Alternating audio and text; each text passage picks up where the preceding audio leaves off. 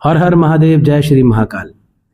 गायत्री माता की साधना से संबंधित एक बड़ा सुंदर प्रश्न आया और मुझे लगा वो आपके सामने रखना चाहिए। एक प्रश्न ये पूछा गया कि अगर हम केवल गायत्री मंत्र का जाप करें और हमें उसका नियम ना पता हो तो क्या माता गायत्री की पूजा का हमें फल प्राप्त होता है।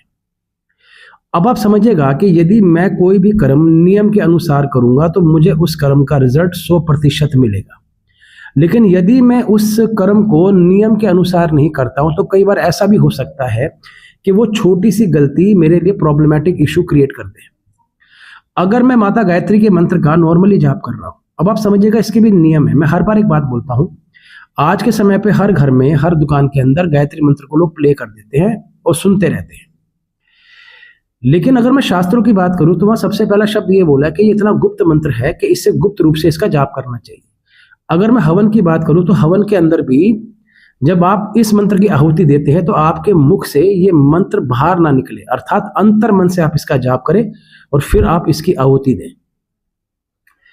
अब सबसे महत्वपूर्ण बात है, गायत्री मंत्र के लिए सबसे ज्यादा महत्वपूर्ण है कि पहले शाप से उसकी मुक्ति की जाए।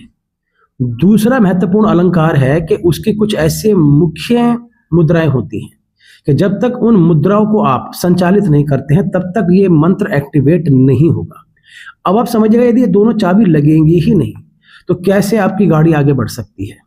तो मैं आपसे एक सरल भाषा में कहूंगा, यदि गायत्री मंत्र का जाप विधि विधान के अनुसार किया जाए, ये गारंटी मैं देता हूं, अगर आपने 1 वर्ष ये साधना कर ली, आप अपने जीवन में ऐसा ट्रांसफॉर्मेशन देखोगे जो आपने कभी सोचा ना हो।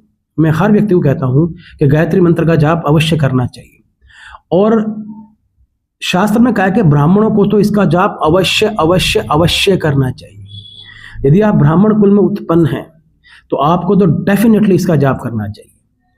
और कई जगह तो ये भी शास्त्रों में लिखा गया है कि ये जो मंत्र है ये हर कोई व्यक्ति इसका जाप नहीं कर सकता। शास्त्रों वक्त इसको भी बहुत डिटेल में समझाया गया है। अब आप ये समझिएगा मुख्यतः कि आपको जब भी जाप करना है तो नियम के अनुसार ही इसका जाप करना है। ये कोई ऐसा मंत्र नहीं कि आप बैठ बैठे केवल चैंट कर रहे हैं बिना किसी नियम के। नियम से किया हुआ मंत्र जाप आपको उत्तम ऊंचाई तक लेके जाएगा। ये तो 100% सत्य है, इसमें कोई दो राय नहीं। हर हर महादेव, जय श्री महाकाल।